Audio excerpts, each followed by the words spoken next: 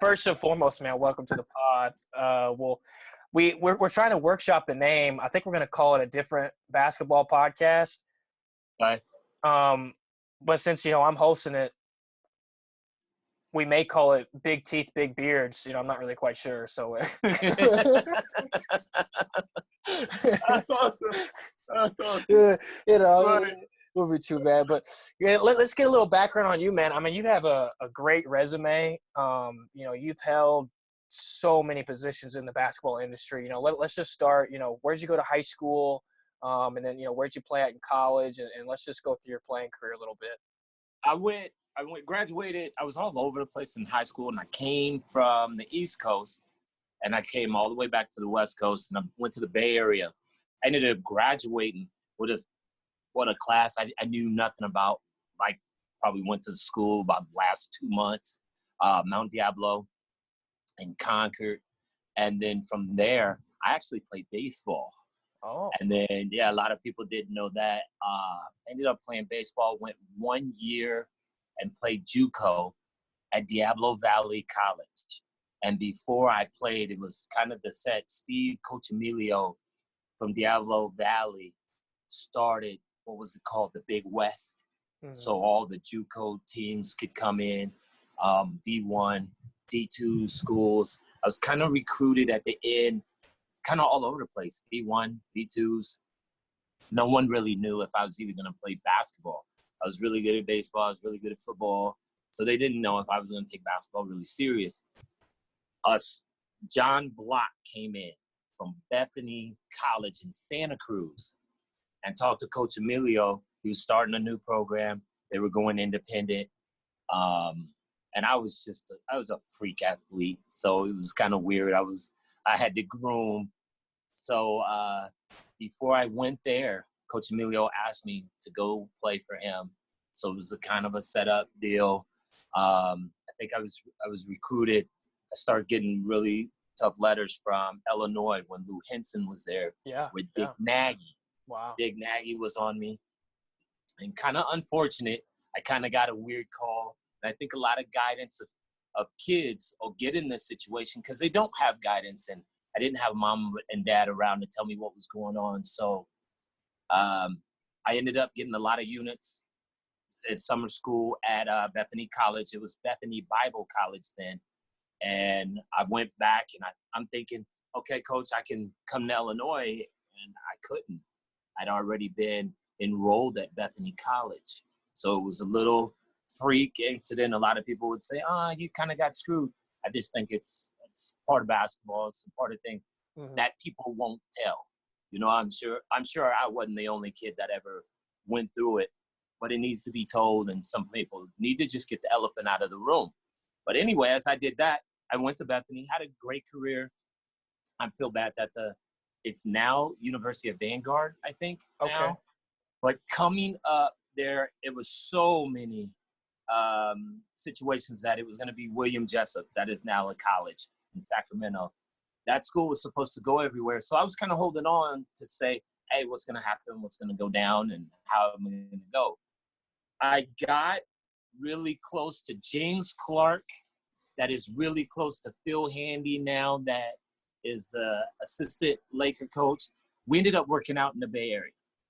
All right. And I would work out with this guy. And, I was just trying to see what I could do with basketball. And I ended up go back to college. Our coach took us overseas. Jon Block took us to Paris. He took us to Greece. Yeah. So for college to do that now, that's what we did early. He put us in San Quentin for missionary. We were doing like some odd things to do it. So that'll carry on into my later why I do what I'm doing. And I ended up going to Tokyo. And I became a pro then, just finding out, and I think a lot of kids do this now with TBL, playing in men's league. I was a little bit above that, but kind of didn't know what I was doing. I knew my talent-wise, I should be doing something else. And overseas, there wasn't a lot of people going overseas back then. I mean, a lot of people don't know I'm 50 years old here, so this was rare.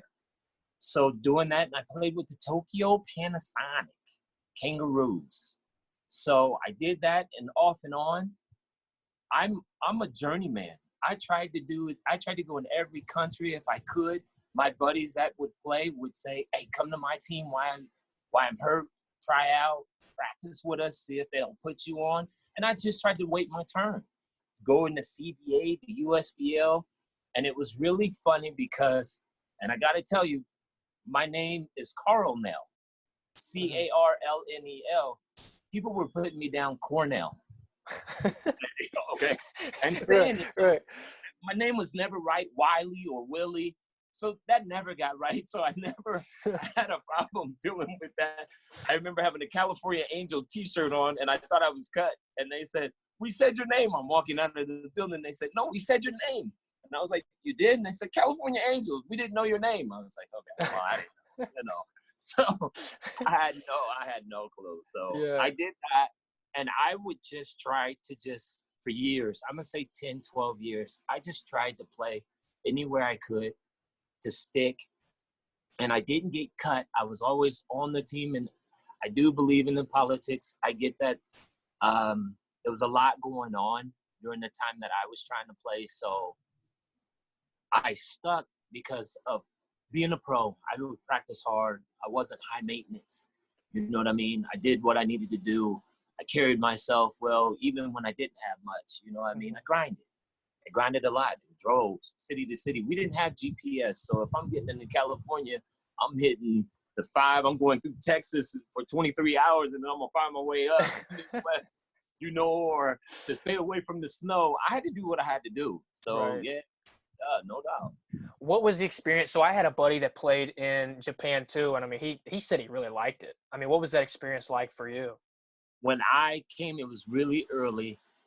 I thought Japan was probably one of the cleanest cities I've ever witnessed. Really? Wow. I remember technology. I mean, the iPods and all that. The speakers, they were way advanced. What I didn't really understand too, then they were smoking at halftime. They're smoking cigarettes. The coaches, the players are smoking at halftime. And I'm, here I'm a young kid like, man, we can't be doing this. I didn't, right. Different culture. And this to respect being out of the country for the first time, to respect other people's culture. And they'll broaden your horizon about eating. Your palate change, you know what I mean? So you're going to eat what they eat. You're going to respect how things are respected, what means to them. Just culture was huge. So in the game, basketball, I think my first game, I didn't get the goaltending. So I'm going up kind of soft. I lay it up. Wow. And I was going, hold on, it's like goaltending, Yeah, right. I had no clue they could take that thing off the rim. So I called back home, which I loved him to death. Donovan Blythe was a huge trainer back in the Bay Area in California years ago, and probably still is. I asked him, I need a rule book. Like, I didn't get this. Yeah. When they make a call, a dead ball, a player can take it out of the ref. They just leave it alone, take it, and go. Like, the game was like this, not like, you're waiting for the refs. Wow. Now times have changed, but I was sitting over there. I was super lost my first game. I was like, I'm going to go home. This is terrible. I had no clue what I was doing. So, and understanding that too. So here it comes. And you'll see how it goes with my coaching. I really got involved with rules. I had to understand rules, and not act like I didn't know. So I had to act. I had to get in it. And nobody was really helping me, and teaching me and sitting me down. So I'm okay with I'm on the fly.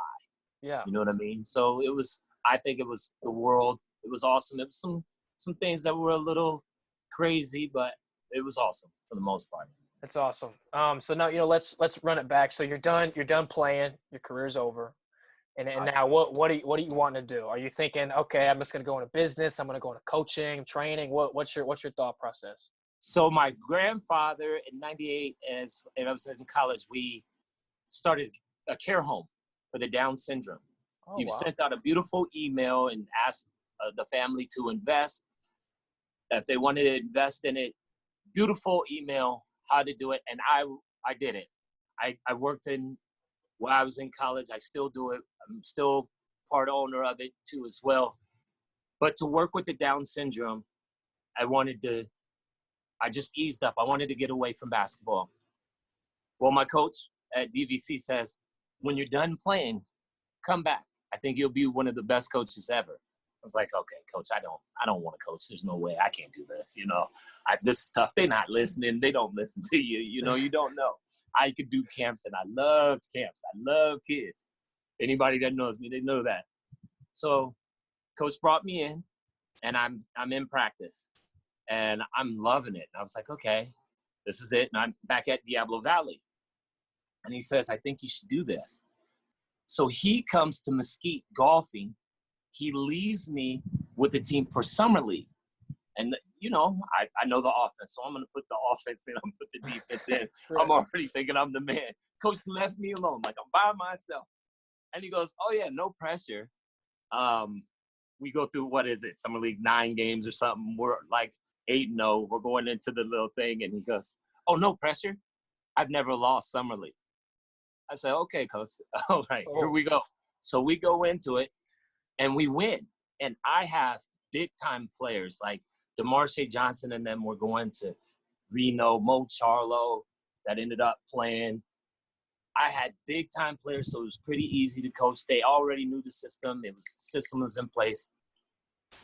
I get there. We end up winning. Coach comes back, and I get ripped in his office. And he puts on the voicemail that said, hey, Coach Emilio, there was a guy that was coaching one of your players. He must have been hurt, but he was fabulous. The way he talked to the players, the way he knew your system, the way he talked to the refs, he conducted himself awesome. I hope he can play really good because he was awesome.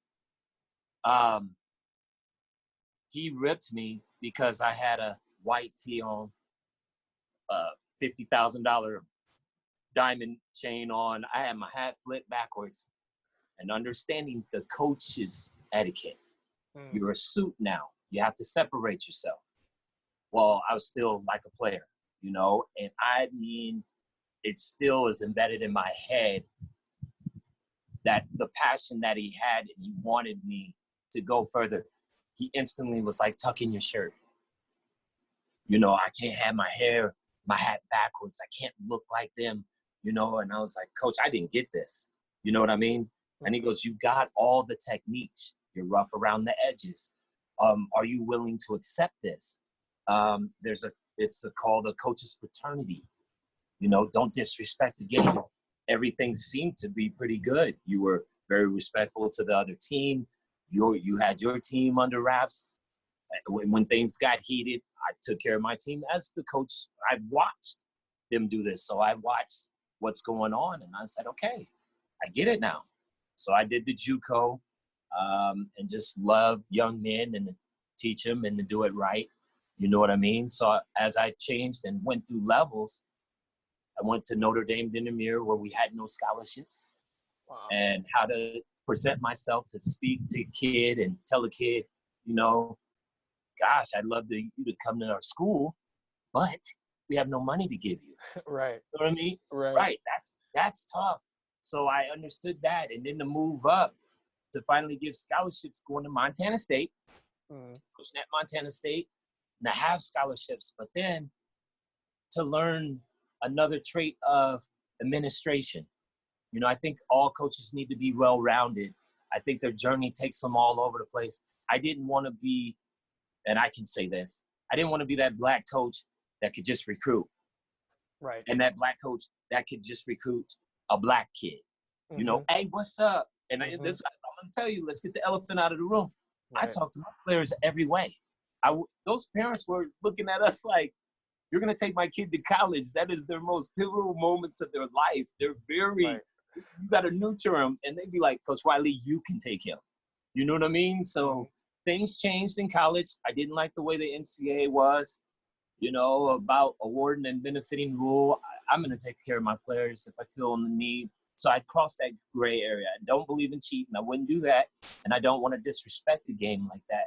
But it was tough for me. tough for me as where my upbringing was, and it's important to me. I'm not gonna let anybody suffer.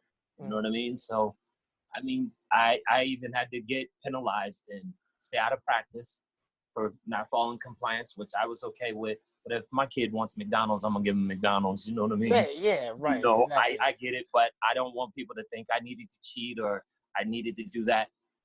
And during that time, I had a great mentor, Coach Emilio, Coach Block, have always helped me to make me well-rounded. So I went on the administration part and went in the director of ops with doing the travel. I wanted to know all that, doing the inventory, doing grade checks for your kids and your players. You know, I'd be out there with them, doing study hall, running study hall. I did it all, doing community service and bringing the kids in, which we make it fun. And we did it and had a blast. So, you know, that college part, which goes into what I'm doing now in pro, but I went to the D-League with Coach Musselman. And pro basketball, you can do it for a year and you can add 5 years to your career. If you're day in and day out. I was day in and day out with Coach Muss with drafting, understanding characteristic traits of players, understanding them. And I got some wild stories with that. And the game, knowing film, what you're watching, you know, the game, the prep. I always will say this to the day I die. Any team that Eric Musselman and Coach Mel Keski, I also was with him the next following years, they're well prepped. I got to make sure when you put your team on the floor, they're prepared for anything. Right. Now, sometimes it's an overload because I've also did a scout that it's 70 pages and I get it and I hand it to him and he just turned around and threw it in the trash. And I was like, what are you doing? Like, right. Like, no. So, you know, I wanted to know all around, and I was challenged at a young age of not being the dumb black player. Right. You know, I'm gonna put it out there, and I'll be an athlete. Can you have an IQ? So I think underlined, I'm trying to still do that. Yeah, and I think you're one of the more. I mean, I think that's a great point, and that's so powerful to say that because I mean, you're a super organized dude, right? Like super sharp, super organized. You know, and so like, I mean, and you're one of the people in the industry that if you say you're going to do something, you're going to do it, right? And I think, you know, and David Magley, who's the president of TBL, he says it all the time. He says, you know, Carlnel is one of the guys that says, hey, I'm going to do this. I'm going to do backflips on the interstate when I get there. You're probably going to do it. You know what I'm saying? Absolutely. Right? Absolutely. Of course. You know, so I was actually just reading an article and Eric Musselman was in there talking. You know, I'm a fan of his. You know, he was at Nevada. You know, he's at Arkansas now. But, you know, he was talking about Coach Handy was like driving back and forth from Oakland, you know, to the team in Reno and just like not getting paid. And you know, I mean, and that's just so crazy to me, you know, because like all those guys in that organization now, you know, including you, are successful and on their way. I mean, you know, talk a little bit about that. So Musselman, and I can tell you this, he called me. I had a different name than every other coach, and we had 8 big-time coaches. Tom Bernansky, that was a scout for the Lakers, was with Mike Brown in Cleveland. Sammy. We called him the Wiz. He's the analytical guy where that game was going. Clay Mosier, that's there with Muss. Aubrey, that is an old fella that does player development for agencies. Phil Handy, he was actually my roommate. We lived together. We did this. He called me the quality control coach. Musselman did. He wanted me to cover everything. So I did the player development. I was in film. And I call Muss the best opportunist guy in the world because if he's sitting here with you and I, and you say, Jordan, you go, hey, I'm going to go get me something to eat. Oh, I'm going to go with you. Wiley, where are you going? I'm going to go get cleaners, and then I'm going to go get my haircut. Can you grab my cleaners and put me on the list to get the haircut? You know, Muss is that type of dude. He's awesome. Yeah. But what he's taught me, what quality control coach was, I had to do everything. So if I needed to go pick up his kid from school, while he was there, that's what I'm doing. Hey, Coach Wiley! They're running to the car. If I needed to go get his wife cleaners or take the dog to the vet, I was doing that. But one of the coldest things that this dude did for me, coach did for me, He called Jon Gruden. Oh, and wow. I got to talk to Jon Gruden because he was the quality control coach with the 49ers. So that was one of the deepest conversations. And he was like, I was like, Coach, what do I do? And he was like, you do everything. Like, it doesn't matter. You better know what his lunch is. You better know what he doesn't want on his sandwich, this and that. So you get a gopher. I think nowadays, pride, ego has it. There's not a job beneath me. I will sweep the floor. I will tape the lines on there and then go put my suit on and coach. You know, whatever I can do to make everybody successful, I do. That got instilled in me. I didn't mind what was being said. I went and got back. I went to school when I was at JUCO. I took away my money to get my degree with Coach Critchfield. So I was like, you know, I get it that the education was more, but there was no job beneath me. I'm going to school, being 30 years old, maybe. I'm going to school with my players. And if I'm their academic advisor, I can't be sitting over here getting C's and D's. You know what I mean? Right. So I got to watch film. I got to study. I got to watch film. I got to study. And then we had rules of that. We had to put our kids in the front of the office. You know, we had to put our kids in the front of the classroom. So I'm sitting in front of the classroom. I'm listening. So, you know, when you're talking about, I used to take Mus back and forth to the Bay because he was, and I hate saying this, but I think he was going through a divorce at that time, and his kids, and then the new job, and he wanted to get back into the league. So we would do that. I spent so many hours with him. When I say he's a freak of nature, texting was just coming up. He had a bill that what coaches were texting him the most. And I'm sitting there going, you know, and he's like, so Jordan, you only texted me like 300 times. Wiley texts me 3,000. So isn't that a problem? Like, in Phil and this and that, you're going, the dude he's insane. And I was going, so I would learn so much about the game. I saw how important your team and putting together a team, putting players together, understanding that you and I might be in a conference together. So if you play with the Kings and I play with the Lakers, I'm going to kind of go at you because we have a history of college. We played in college together. You know, you went to Kansas and I went to Oklahoma, you know, Oklahoma State. But you get it. You battle. You have that. I didn't understand that part of the game. I had no clue.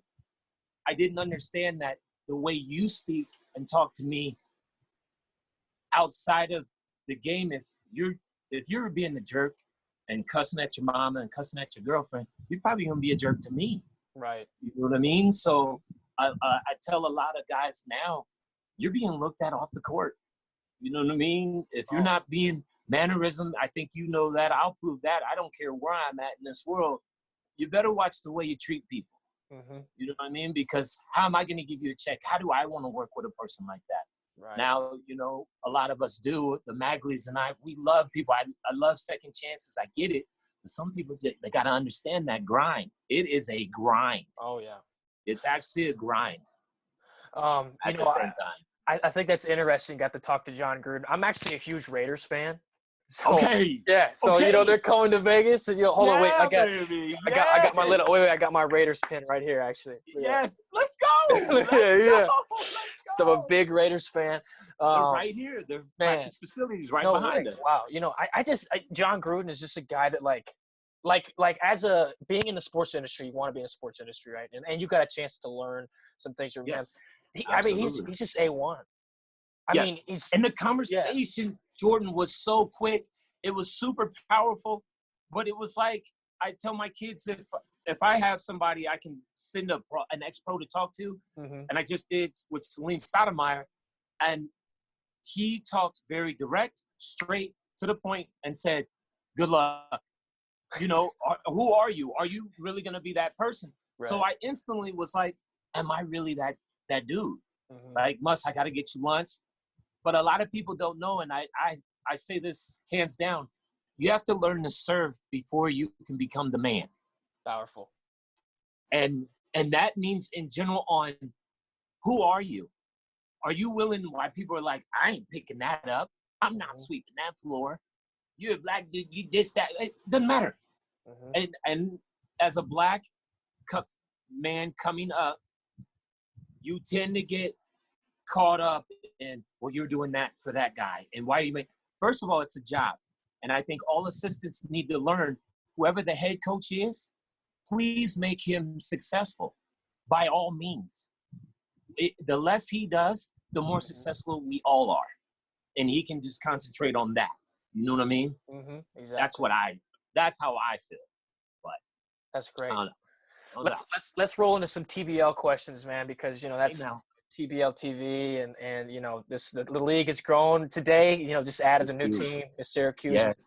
What's the experience been like for you? You're obviously the commissioner, and you did an incredible job this year. You know, let's walk me through NAPB to TBL to now you're the commissioner. Let's hear that story. I just say we're getting better, and we continue on getting better. You have a journeyman, the Magleys, but I have to praise, and I jump up and down for David Magley for putting me in this position.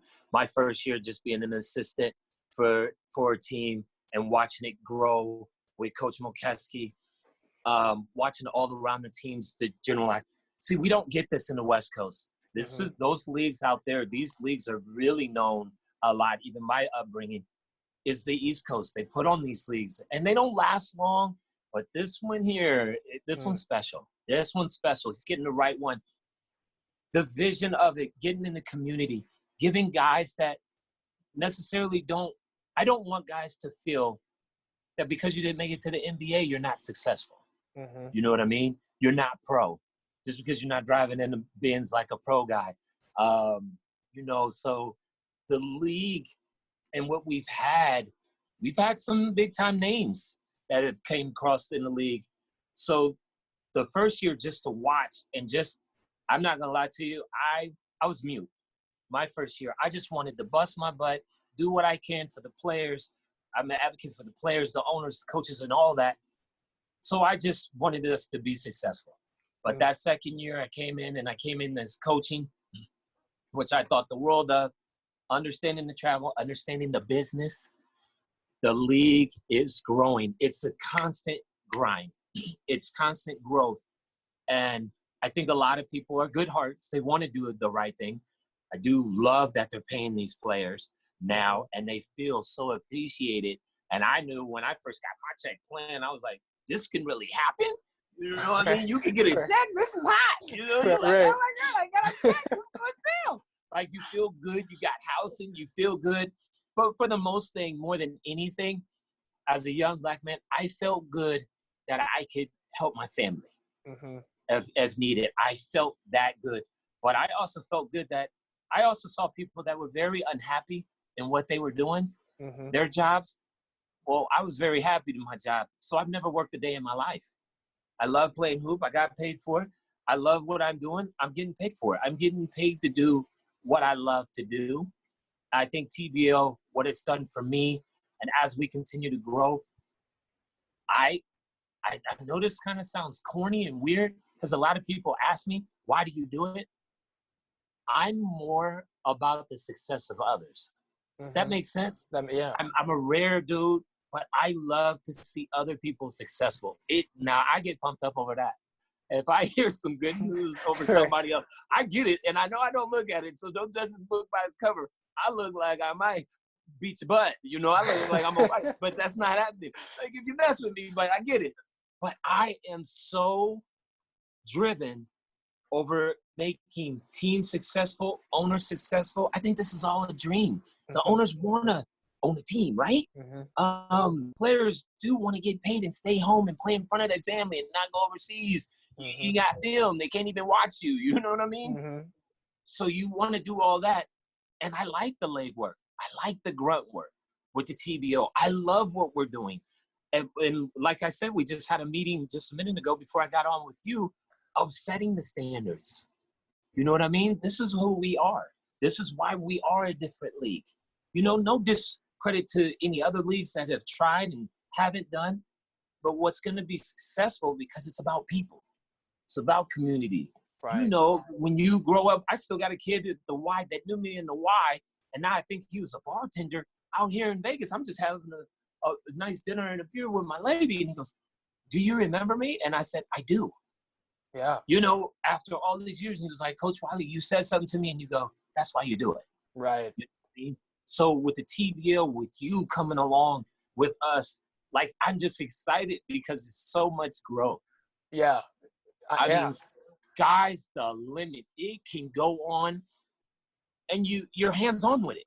Mm-hmm. Like, you can see it. You know, I tell my children this: there's gonna be off days. There's gonna be days where you feel you're not going anywhere, but you are. One of the biggest things that my grandfather told me: if you're not getting paid, I hope you're learning. You better be learning. Oh, yeah. You know, and at this time where we're at right now, you know, I'm thinking anything that I can do. I'm trying to put a school together, an academy together to have kids have trades. They got to learn something. Right. You know what I mean? And I'm more that way to be in the community. I'm just not going to give no money to charity. I really want to know where my money's going. I want to see the backpacks on them. So I want to go down there. Mm-hmm. You know, I want to see that this food that I ordered is actually getting to their face. And that's what the TBL is about. Yeah, and I think that's why, you know, it's so successful, because you guys want to bring people in that have a good culture, right? And I think that you know, Mags, Evelyn, everyone that's involved just has this serving attitude. And I had to write a paper, you know, on my internship that I did with TBL, right? And that's that's all I talked about. I said it's going to be sustainable because you serve. You want to make people feel good, right? I do. You know what I mean? And that's what we're doing. You know, we taking care of our guys, taking care of anything that needs to be done. Absolutely. You know, a side note, what I think is one of the best parts about TBL is I'm in Albany, New York, you know, with Mags and Evelyn. Okay. Right? I'm watching. Yes. Good game, Tri-State, they got Albany, rocking. Right? It's rocking. The best part about that whole day is end of the game, Anthony Moe walks off the floor. First thing he does is pick up his daughter or son. You know, hello. You know what I'm saying? And then you see it, like, that's the first thing he did. I'm like, that's, you know, now I know what kind, you know, what people I'm dealing with. Yes. You know what I mean? Yes. Great people. It'll be great. Character. I love that we serve everyone.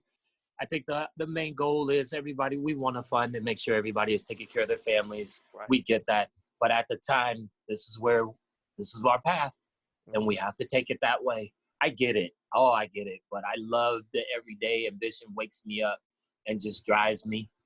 But I think in going into that, and 13 years ago, when I had this beautiful baby girl, it got, and I know it sounds so cliche, Jordan, when they say, you hear your grandparents or your mom or dad will tell you, kids put your life in perspective. Mm-hmm. Yeah, absolutely. When you see it there and you're there throughout the whole pregnancy, and you see it and you didn't run from it, and you see you had a girl, and it's probably the most precious thing in your life. Before then, right. I ain't gonna lie to you, I was probably the most selfish jerk, egotistic dude. I was materialistic until I had this girl, and for 13 years, I can say I'm living my best life. That's awesome. Because of her being a girl, she made me more accountable for me, very honest, where I was a little bit dishonest with myself, wasn't a good person, probably did mistreated women because I didn't have one or whatever, but they didn't know that at that moment, right? What time is. And boy, the strive of, she needed me to know I needed to go bust my butt, make sure I fed her, make sure I gave it to her right. You know, raw and uncut, let her see me suffer, let her see me make mistakes, but still love her. Because I do believe, I think all parents in the end, if you just show them love, that's all they want, and they're fine. But she's made me probably, they say I'm a good dad. I get that, but she made me a great person. You know what I mean? I live every day to say, and I don't want to embarrass her. You know what I mean? Jordan, you work with me now, and I now take pride on, you know, you're supporting us, so I don't want to make you look bad.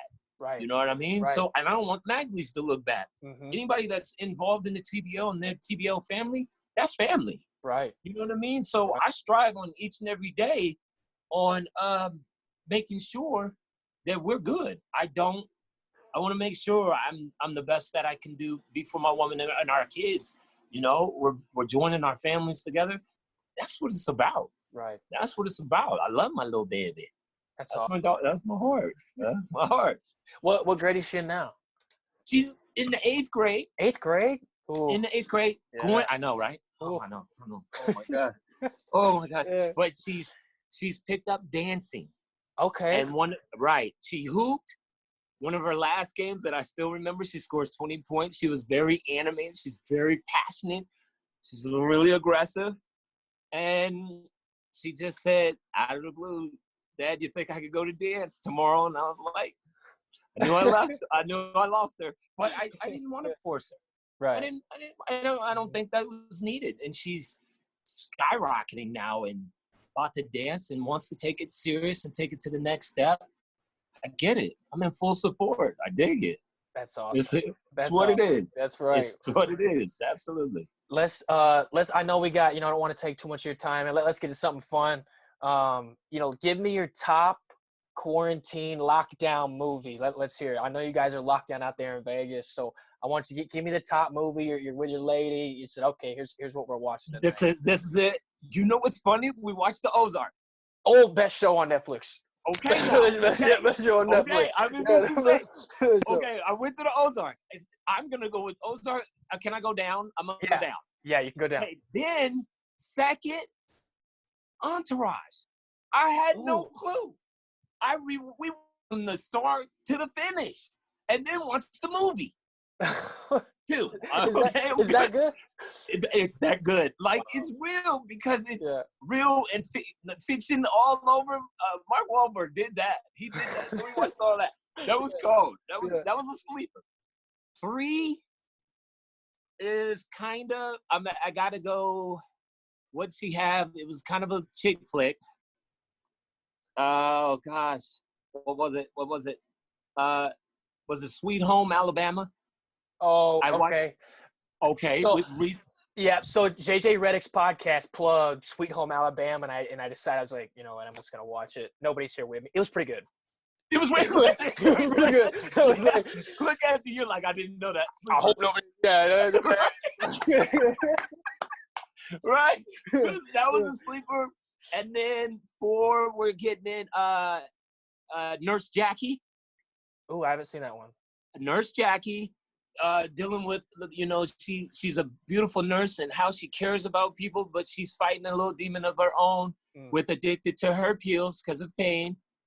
Nurse Jackie is good. And I think the 5th one and final, what was the other one we tried to watch? Oh, gosh, I can't remember now. That's all right. It's okay. Nurse Jack, they go. Yeah, I ain't gonna lie, this is it. I didn't watch this when it was all cool. Mm-hmm. Grey's Anatomy. Grey's is pretty good. I didn't watch it. Really? So now we're in season. We don't want to go binge, so she stops it. We can only watch like 3 or 4 of them. Yeah.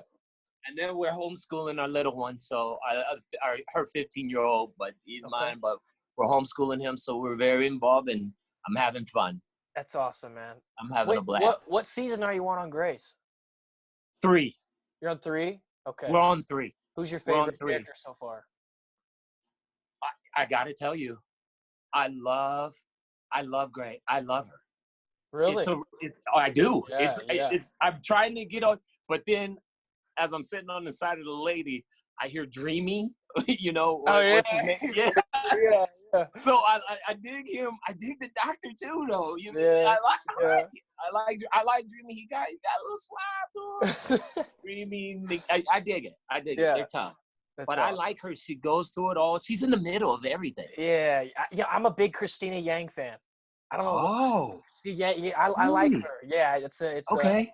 Out of left field. She's intense. She's intense. Yes. She's very intense. That's awesome. Yeah. So I didn't know all this was going on. So now I got time to sit and look at it. Yeah. Yep. Final thing, man. Let's. Have you even watched the MJ documentary? I have. Oh, this one's think? gonna be next. This next weekend is gonna be really good. It's gonna Kobe, be sided. Right? But yeah, Kobe Kobe's comes on. Yeah. But this one, Jordan will be a little jerk. You'll get to see it. His reason being, I think now it's getting ready to get tough. It's about to get juicy now. It was good. Have you seen all 4 so far? I have. Okay. Yes, sir. I really thought it was. I liked the Rodman episode a lot. Go take a 48-hour, hiatus in Vegas with Carmen Electra. That's not a bad vacation. Really. Thanks, Phil. Right? Yeah. Right. Oh my gosh, you're gonna see it. But he was always down about his team. He looked a little salty when Pippen came back, huh? But all right, I get it. He was the man. But Rodman went hard. Rodman goes hard. You're gonna see that. I think it's well needed right now. What we're all going through to see this right now. This couldn't have came out at a better time. I agree. Because kids don't know Jordans. They're just wearing them. Exactly. They're just wearing them. Exactly. That's good stuff. No doubt. Man. No doubt. Well, Coach, man, I really appreciate you coming on the pod. I'm sure we're going to catch up here soon anyway. So, like I said, man, I really appreciate it and looking forward to seeing you here soon. You got it. Jordan, do your thing, baby. Appreciate you, brother.